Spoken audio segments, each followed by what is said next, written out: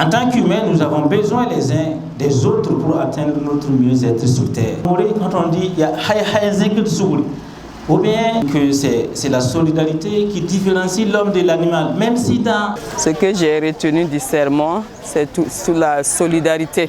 L'imam a parlé de la solidarité. La solidarité.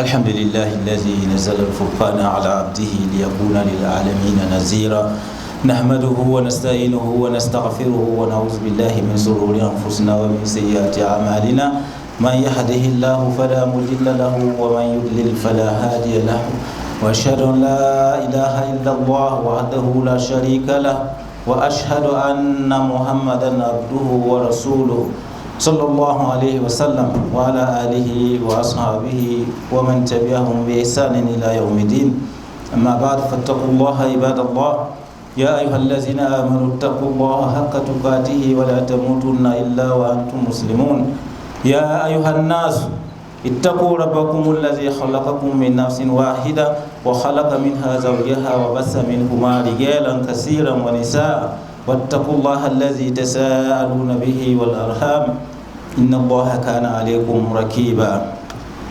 Alhamdulillah, louange à Allah, celui-là même qui a fait descendre le livre du discernement sur son serviteur afin qu'il soit un avertisseur pour le monde. Louange à lui pour ses bienfaits apparents et cachés. Nous revenons à lui avec nos faiblesses et nos insuffisances, implorant sa miséricorde infinie et son pardon immense contre les tentations de l'âme, contre les conséquences de nos mauvaises actions. Celui que Dieu guide, nul ne peut l'égarer, et celui que Dieu égare, nul ne peut le guider. J'atteste qu'il n'y a d'autre divinité excepté Allah, et j'atteste que Mohammed est son serviteur et son messager. Que la paix et le salut de Dieu soient sur lui et sa famille, sur ses compagnons et sur tous ceux qui suivront leur exemple jusqu'au jour de la vérité. Que Dieu nous aide. Louange à Allah pour ses bienfaits incommensurables, Maître et Seigneur des univers qui a créé l'humanité à partir d'une seule âme, et à partir de cette âme-là a peuplé le monde. Dieu dit dans les Saint-Coran: ô homme, craignez votre Seigneur qui vous a créé d'un seul être et a créé de celui-ci son épouse, et qui à partir des deux là a fait répandre sur terre beaucoup d'hommes et de femmes. Craignez Allah au nom duquel vous vous implorez les uns les autres, craignez de rompre les liens du sang, et certes Allah vous observe parfaitement. Surat An-Nisa. Frères et sœurs dans la foi, au-delà des différences qui ont surgi tout au long des âges et des espaces, il incombe que nous sachions que nous sommes en réalité des frères, pour peu seulement que nous considérions cette origine commune de l'humanité. Nous sommes liés par notre appartenance adamique. Nous sommes tous, c'est ce que le Coran dit, tous des descendants d'Adam, nous sommes tous des fils d'Adam. Dieu dit dans le Saint-Coran: Ya ayyuhan nas, inna khalaqnakum min dhakarin wa unsa wa ja'alnakum shu'uban wa qaba'ila lita'arafu inna akramakum indallahi atqakum innallaha alimun khabir. Ô homme, nous vous avons créé des mâles et d'une femelle, et nous avons fait de vous des nations et des tribus, afin que vous vous entreconnaissiez entre vous. Mais le plus noble d'entre vous auprès d'Allah subhanahu wa ta'ala est celui-là qui est le plus pieux. Allah est certes omniscient et grand connaisseur. Sourate Les Appartements, verset 13. Alors, donc, l'affirmation de l'origine unique de tous les hommes nous oblige à un devoir de fraternité, un devoir de présence envers l'homme de façon générale, mais en particulier envers ceux-là avec qui nous avons des liens de parenté ou ceux-là avec qui nous partageons la même foi. Et c'est ce devoir-là qui est la solidarité, objet de notre propos du jour. Qu'est-ce que c'est que la solidarité? Quels en sont les mérites et les bienfaits? Alors la solidarité pourrait s'entendre comme étant le sentiment ou un sentiment de responsabilité et de dépendance réciproque au sein d'un groupe de personnes qui sont moralement obligées les unes par rapport aux autres. Et le contraire de la solidarité, ce serait alors l'individualisme. C'est cette attitude-là qui consiste à privilégier les intérêts, les droits et les valeurs de l'individu par rapport à tous les groupes sociaux. Voilà, c'est moi, j'ai ou nous. On privilégie soi-même au détriment des intérêts du groupe. Dieu dit dans le Saint-Coran, entrez de vous dans la bonté et la piété, ne vous entrerez pas dans les péchés et dans l'agression. Et le prophète sallallahu alayhi wa sallam a dit que le meilleur des hommes est celui-là qui est le plus utile aux autres. Dans un hadith authentique, le meilleur parmi les hommes, ce serait l'homme qui est le plus utile aux autres. Il n'a même pas dit celui qui sera le plus utile à ses semblables, à sa communauté, dit aux autres êtres humains, aux autres créatures de Dieu, que Dieu nous aide. Et le prophète lui-même, alayhi salatu wassalam, était un modèle vivant de solidarité. Il était toute la solidarité parce qu'il visitait les malades. Quand il y avait des malades parmi sa communauté, lui-même les rendait visite. Il aidait les nécessiteux et les pauvres. Quelqu'un a un problème, il expose au prophète. Le prophète l'aide à résoudre son problème. Il nourrissait les affamés, il prenait bien soin des pauvres, il servait les veuves, il servait les orphelins. Donc on peut s'imaginer dans ces qualités-là quel est notre degré, quel est notre niveau par rapport à ce que faisait le prophète, paix salut sur lui. C'est d'ailleurs pourquoi quand il a été perturbé par la première révélation, son épouse va le rassurer pour dire tu ne peux pas être possédé parce que tu as toutes ces qualités-là. Donc la solidarité véhicule des valeurs comme la charité, la collaboration, la compassion, l'entraide, l'interdépendance, la justice sociale, le mutualisme, le service public, le bon voisinage. Et chacun ou chacune de ces qualités-là constitue, n'est-ce pas, un vaste chapitre dans lequel nous pouvons réfléchir. En effet, en tant qu'humains, nous avons besoin les uns des autres pour atteindre notre mieux-être sur terre. Voilà, on ne peut pas réussir seul. C'est parce qu'on se compare aux autres, c'est parce que les autres existent que notre vie a un sens. Et il y a plusieurs adages qui nous, même dans nos traditions et dans nos contrées, qui nous rappellent sans cesse cette valeur et ces valeurs de la solidarité. Quand on dit par exemple que l'union fait la force, quand on dit que c'est ensemble que l'on peut soulever le toit, n'est-ce pas, de la case, hein, à Morée, quand on dit il y a ou bien quand on dit que voilà, pour dire en fait que l'homme est un remède pour l'homme. Tous ces adages-là nous ramènent sans cesse aux valeurs essentielles, n'est-ce pas, de la solidarité. La solidarité, c'est cette force sociale-là qui constitue le ciment des sociétés et source de vie, de progrès. Parce qu'il n'y a aucune possibilité de survie pour un homme esselé. Et c'est avec les hommes qu'ensemble la civilisation est née. C'est ensemble que les hommes se sont mis pour exploiter la nature, pour faire naître la culture. Ainsi donc, la production alimentaire, la construction des habitats, la fabrication des moyens de locomotion, la fabrication des armes de défense, tout cela se fait à travers une chaîne où chacun a son rôle à jouer. Chaque maillon de la chaîne, n'est-ce pas, est indispensable. Pour avoir du pain, il faut bien sûr que l'agriculteur puisse cultiver le blé, il faut bien sûr que le meunier l'écrase et qu'enfin le boulanger puisse produire et sortir le pain. C'est cette solidarité-là, chers frères et sœurs, qui était le fondement de nos villages et de nos grandes villes. Et c'est cette solidarité qui faisait que l'étranger trouvait toujours gîte. On acceptait toujours accueillir l'étranger pour le mettre à l'aise.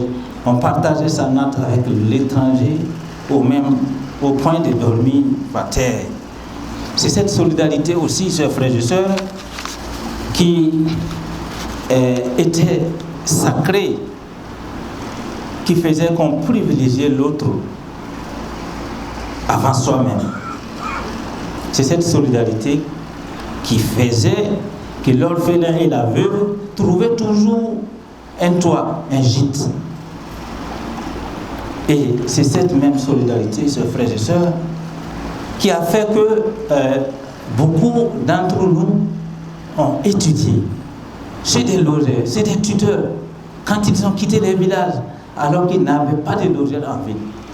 Quand ils devaient aller au collège ou dans les lycées, parfois il n'y avait même aucun lien de parenté, mais cette solidarité a fait en sorte que beaucoup d'entre nous ont pu, n'est-ce pas, mener à bien les études.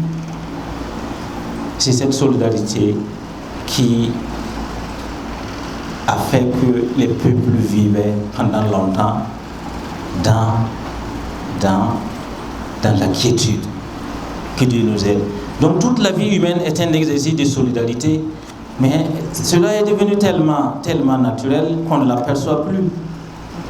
On peut dire que c'est la solidarité qui différencie l'homme de l'animal, même si dans certains groupes d'animaux, ils sont bien organisés et vivent en communauté. C'est le cas par exemple des abeilles, c'est le cas par exemple des fourmis qui sont des sociétés très très bien organisées. Frères et sœurs dans la foi, cette solidarité naturelle a besoin d'une assise morale pour se mettre en œuvre, et c'est pourquoi il fait appel à nos sentiments humains, mais aussi à nos credos sociaux. Et le prophète sallallahu alayhi wa sallam a dit que vous n'aurez pas une foi sincère, une foi complète au message de l'islam, tant que vous dormez chez vous, rassasiés, alors que tout près de chez vous, votre voisin a faim. Mes frères et sœurs dans la foi, la solidarité fonctionnelle, naturelle, mue par l'instinct de protection dans les sociétés anciennes, est aujourd'hui sérieusement bousculée et remise en cause par les exigences de la vie moderne, par la vie chère, par l'insécurité et bien sûr par d'autres fléaux. Au lieu de voir en l'autre un frère, un semblable, alors on voit en lui quelqu'un d'autre, une menace, quelqu'un qui vient partager notre pitance quotidienne. On voit en l'autre une menace potentielle à notre sécurité. Alors que notre religion nous recommande la bonté en tout instant. Allah dit dans les Saint-Coran, adorez Allah et ne lui associez aucun associé. Agissez avec bonté envers vos pères, vos mères, envers les proches, les orphelins, etc. jusqu'à la fin du verset. Surat An-Nisa, verset 36. Et Dieu dit, craignez Allah, maintenez la concorde entre vous et obéissez à Allah et à son messager si vous êtes croyants. Alors, donc, quand bien même la vie serait devenue chère et que le monde aurait-il changé, la solidarité devra rester notre marque de fabrique parce que nous portons la foi de l'islam. La solidarité est encore plus exigée entre nous, entre nos frères, partageant la même foi. Parce que le Coran dit que nous ne sommes que des frères. Les croyants ne sont que des frères. Le prophète, quand il symbolisait la solidarité entre la communauté, il disait que les croyants sont comme une bâtisse dont les briques se soutiennent les uns les autres. Les croyants dans leur compassion et leur amour sont à l'image du corps humain. Quand un seul organe est malade, l'ensemble du corps compatit par la douleur, par la fièvre et par l'insomnie. Chers frères et sœurs dans la foi, les croyants sont des frères et nous devons rester solidaires entre nous. Que Dieu nous aide, que Dieu facilite.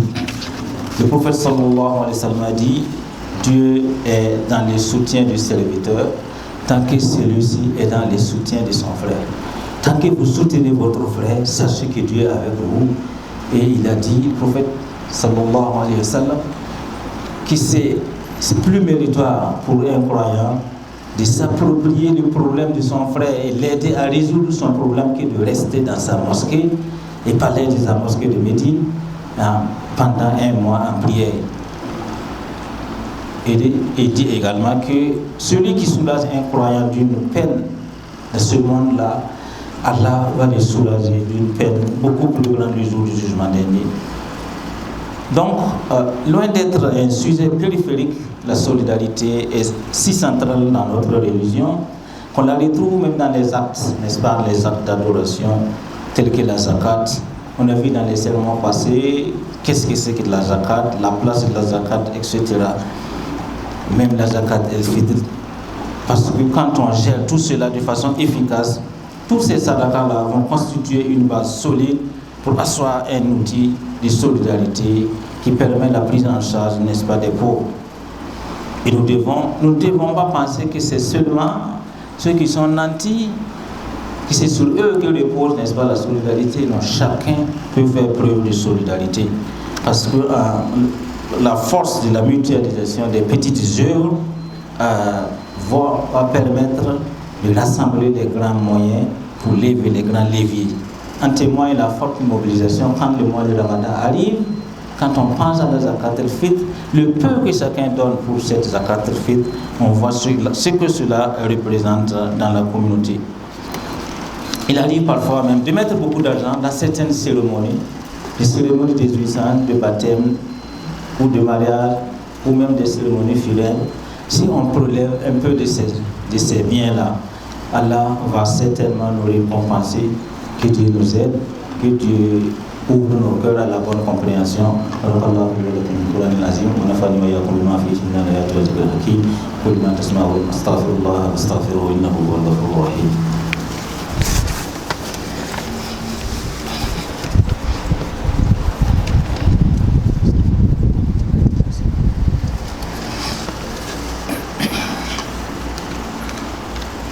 Alhamdulillahi Rabbil Alamin, wassalatu wassalamu ala sayyidina Muhammad wa ala alihi wa ashabihi wa man tabi'ahum bi ihsanin ila yawmiddin.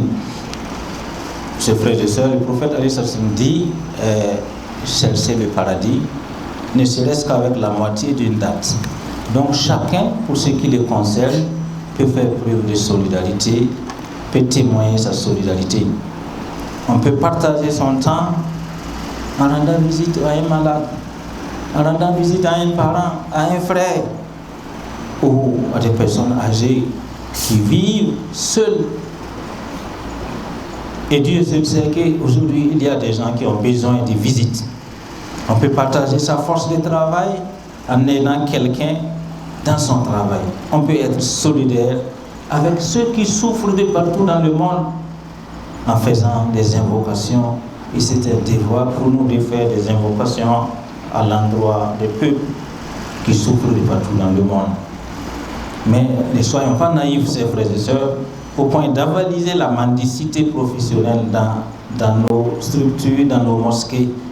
Parce qu'en fait, notre solidarité vise à construire un monde plus humain, mais non pas à favoriser les fléaux et les vices dans la société. L'islam est une religion du juste milieu et nous devons bien comprendre ces notions-là pour ne pas faire des amalgames. Que Dieu nous aide, que Dieu renforce la solidarité et la fraternité entre nos communautés, entre les habitants de ce pays. Que Dieu nous accorde une saison pluvieuse réussie et des récoltes bénies. Que Dieu fasse que les élèves et les étudiants qui sont pour certains en vacances puissent passer les meilleures vacances. et mettre cela à profit pour apprendre davantage mieux la religion. Qu'Allah pardonne nos insuffisances et nos péchés, qu'il soit miséricordieux envers nos parents comme il l'était envers nous quand il nous élevait tout petits, que Dieu nous renforce les uns par les autres. ربنا آتنا في الدنيا حسنة وفي الآخرة حسنة وقنا عذاب النار ربنا هب لنا من أزواجنا وذرياتنا قرة أعين واجعلنا للمتقين إماما لا إله إلا الله وحده لا شريك له له الملك وله الحمد يحيي ويميت وهو على كل شيء قدير سبحان الله والحمد لله ولا إله إلا الله والله أكبر ولا حول ولا قوة إلا بالله اللهم إنا نسألك من خير ما سألك من نبيك ورسولك محمد صلى الله عليه وسلم ونعوذ بك من شر ما استعاذ منك نبيك ورسولك محمد صلى الله عليه وسلم وأنت المستعان وعليك البلاغ ولا حول ولا قوة إلا بالله اللهم صل على محمد في الأولين وصل على محمد في الآخرين وصل على محمد في النبيين وصل على محمد في المرسلين وصل على محمد في الملائكة إلى يوم الدين ما شاء الله لا حول ولا قوة إلا بالله ربنا آتنا في الدنيا حسنة وفي الآخرة حسنة وقنا عذاب النار اللهم صل على محمد وعلى آل محمد كما صليت على إبراهيم وعلى آل إبراهيم وبارك على محمد وعلى آل محمد كما باركت على إبراهيم وعلى آل إبراهيم في العالمين إنك حميد مجيد سبحان ربك رب العزة عما يصفون والسلام على المرسلين والحمد لله رب العالمين. Et l'imam a essayé de nous entretenir sur des instruments de cette solidarité-là. Alors il a rappelé la zakat, qui est un instrument qui permet de matérialiser cette solidarité-là dans la communauté. Il a aussi rappelé la zakat al-fitr, voilà, pendant le mois de Ramadan. Et il a d'une manière générale dit que nous sommes dans le mois de la solidarité et il a appelé les uns et les autres à être solidaires les uns envers les autres. Voilà ce que nous avons pu retenir aujourd'hui pour ce qui concerne le sermon. Et nous demandons à Allah de bénir l'imam et de renforcer la science et de renforcer la solidarité entre les musulmans. Bon, ce que j'ai retenu du sermon d'aujourd'hui, voilà, l'imam a parlé de la solidarité. Voilà, la solidarité, il a souligné le voisinage. Voilà, on ne peut pas dormir avec un ventre plein et pendant que son voisin est affamé. Voilà, il a parlé de ça. Il a parlé aussi de la zakat, madame. Voilà, la zakat, c'est également un moyen de solidarité. Voilà. Ce que j'ai retenu du sermon, c'est sur la solidarité. On doit se soutenir entre voisins, même village, même pays. Bon, c'était le thème central même du sermon, la solidarité. Suivre la voie du prophète, sallallahu alayhi wa sallam, comme il a été aussi et comme il a souhaité. Aujourd'hui, le sermon de ce jour a porté de façon générale sur la solidarité. Voilà, la notion de solidarité. Nous savons dans quel contexte nous vivons actuellement, dans quel contexte vivent nos populations, quelle est l'importance de la solidarité dans notre religion, ses mérites, ses bienfaits. Ce sont sur ces aspects-là qu'on a insisté dans le sermon du vendredi ici au siège du CERFI. Alors, pour dire qu'il faut qu'on sache que nous sommes des frères. Voilà. On sait qu'il y a 3 types de fraternité. Il y a ce qu'on appelle la fraternité adamique. Nous sommes tous descendants de Adam. Voilà, Dieu dit dans le Saint-Coran qu'il nous a créés partis d'un seul être. Et ce seul être-là, c'est Adam. Donc il y a cette fraternité adamique-là. Ensuite, il y a ce qu'on appelle la fraternité par le lien de sang. Voilà, j'ai mes frères et sœurs, c'est une certaine fraternité. Et il y a enfin la fraternité par le lien de la religion, par le lien de la foi. Mais nous sommes tous des frères vivant ensemble. Et le fait que nous venons tous d'une même origine humaine là, doit faire en sorte que nous puissions vivre ensemble, travailler ensemble, développer notre pays ensemble. Et ça c'est important. Voilà, et le prophète sallallahu alayhi wa sallam a dit que l'homme le plus méritoire auprès d'Allah subhanahu wa ta'ala, c'est celui-là qui est le plus utile aux autres. Voilà. quand on regarde les gens, en dehors du folklore, du superflu, le plus important et le plus utile là, parmi les êtres humains, c'est celui-là qui est le plus utile aux autres. Quand on considère ces aspects-là, ces valeurs, et toutes ces valeurs-là se retrouvent sur le prophète Mohammed sallallahu alayhi wa sallam. Quand on étudie sa vie, son œuvre, on retrouve cela. Il rendait visite aux malades, il rendait visite aux malades, il s'occupait des veuves, des orphelins. Il était à côté des gens. Et c'est cette solidarité-là, exemplaire-là, que nous avons voulu rappeler au sein de la communauté des musulmans pour que nous sachions ensemble que nous avons un devoir de fraternité, de présence, de qualité au sein de la société. Et chacun doit apporter sa paix pour que la paix revienne. Chacun doit apporter sa pierre pour que la paix revienne au Burkina Faso. Que Dieu ramène la paix et la sérénité dans notre chère patrie.